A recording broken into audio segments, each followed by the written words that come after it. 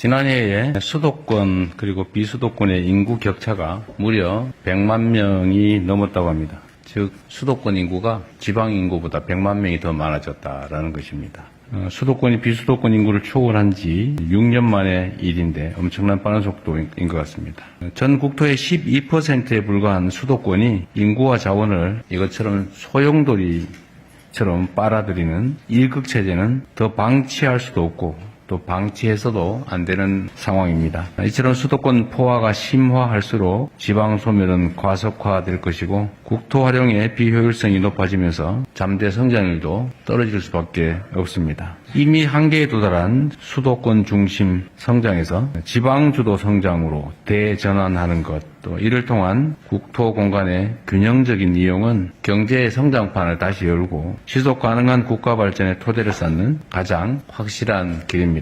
만국적인 부동산 문제의 근본적 해결도 수도권 일극체제 타파에 달려 있습니다. 지방주도 성장으로의 대전환을 위해서는 무엇보다 재정 영역, 또 세제, 금융, 조달 등 국가 행정 전반에 걸쳐서 지방 우대, 지방 우선 정책을 제도화해야 합니다.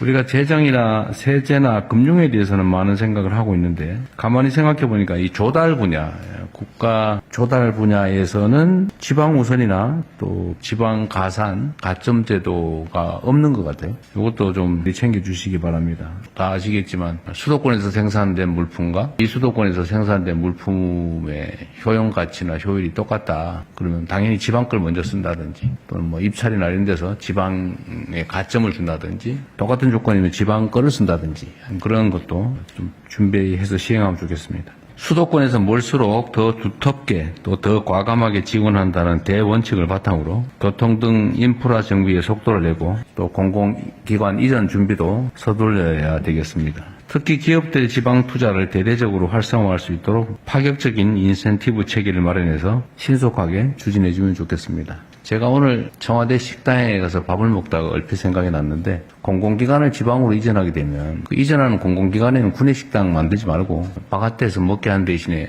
직원들한테 차라리 밥값을 지원을 해주는 게 낫지 않을까 싶습니다. 근데 이미 있는 거는 또 일자리 문제나 이미 뭐 확보된 공간 때문에 논란이 있을 수 있는데 새로 옮기게 되면 또 지방에 한해서 지방 경제 활성화를 위해서 옮기는 거니까 돈이 조금 들더라도 전신값 을 지원해주고 밖에서 먹도록 하는 걸 한번 연구해보는 것도 좋겠다는 생각이 아까 얼핏 들었습니다. 뭐 장단점이 있을 수 있는데 한번 검토해보시면 좋겠습니다. 물가가 여전히 문제입니다. 지난달에 소비자 물가 상승률이 5개월 만에 최저치인 2%가 됐다고 합니다. 5개월 만에 가장 낮다고 하네요. 그러나 쌀값을 포함한 먹거리 물가는 여전히 불안한 모습입니다. 수출도 좋아지고 주가도 오르고 이런 경제 지표들이 좋아지기는 하는데 이런 실생활과 밀접한 장바구니 물가가 불안정하면 국민들의 삶의 개선은 체감되기 어렵습니다. 제가 계속해서 물가 안정을 당부하는 것도 바로 이 때문입니다.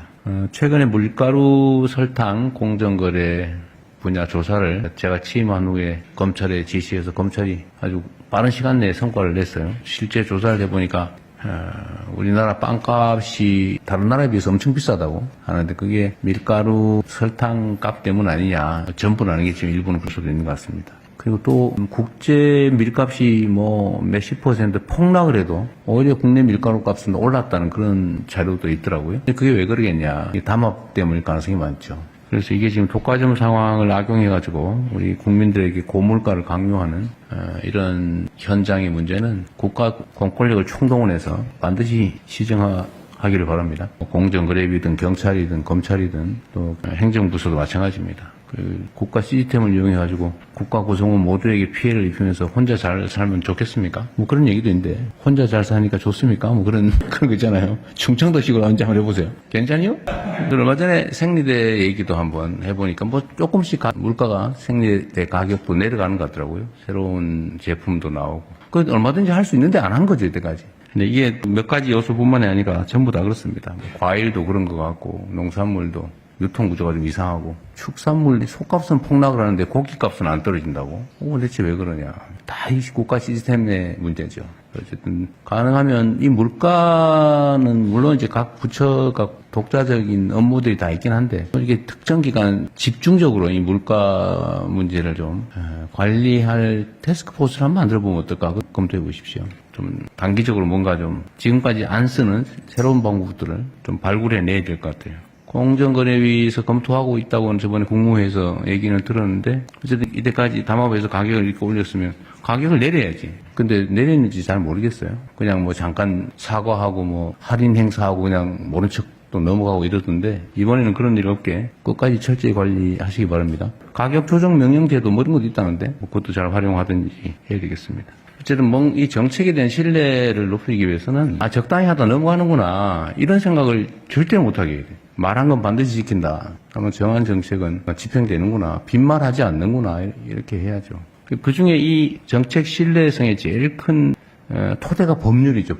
법을 만들어놨으면 법을 지켜야 됩니다. 근데 안 지키고 힘세면 빠져나가고 뭐 이상한 시행령 만들어서 슬쩍 비틀고 집행규칙 만들어서 슬쩍 또 완화하고 이러니까 계속 위반하는 상황이 발생하는데 그런 일이 안 생기게 잘 관리하시기 바랍니다. 제가 전에 한번 얘기했었는데 요새는 올림픽을 하는데도 이렇게 조용한가? 왜 그럴까? 구조적인 이유가 있다고는 하던데요. 국민소득이 올라가면 그런 경향이 생긴다고 누가 그러더라고요. 뭐 그럼에도 불구하고 너무 좀 관심도가 떨어져 있는 것 같습니다. 제25회 밀라노 코르티나 동계올림픽이 곧 개막하죠. 이번 대회는 평창 동계올림픽을 제외하고 9개 동계올림픽 사상 최대 규모로 130명의 대한민국 선수단이 출전한다고 합니다. 제일 많다고 합니다. 앞으로 보름 동안 모든 선수들이 그간 쌓아온 기량을 충분히 발휘해서 흘린 땀과 노력만큼의 성과도 거두고 또 대한민국도 빛내주시기를 기대합니다. 대한민국을 대표하는 우리 선수들이 국민들의 뜨거운 응원과 관심 속에서 세계 속에서 실력을 겨룰 수 있도록 대회 홍보도 많이 신경 써주시면 좋겠습니다. 우리 선수단 모두의 선전을 우리 국민 모두와 함께 응원합니다. 우리 이거 한번 해볼까요? 약간 쑥스럽긴 한데 대한민국 선수단 화이팅 이런 거 한번 해볼까요? 그래서 제가 대한민국 선수단 하면 화이팅 한번 해주세요. 대한민국 선수단 화이팅!